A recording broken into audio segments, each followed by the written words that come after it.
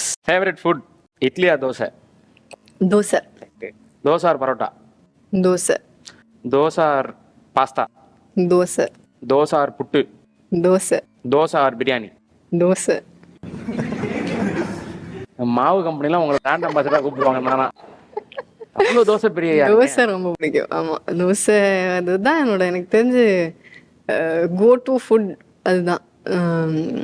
டக்குன்னு ஒரு சீட் பண்ணோம், ஒரு ஒரு சாப்பிடணும்னு தோணா எனக்கு முதல்ல தோசை தான் எனக்கு தோணும். தோசையே சீட் லிஸ்ட்ல வருதா? ஆமா, தோசை.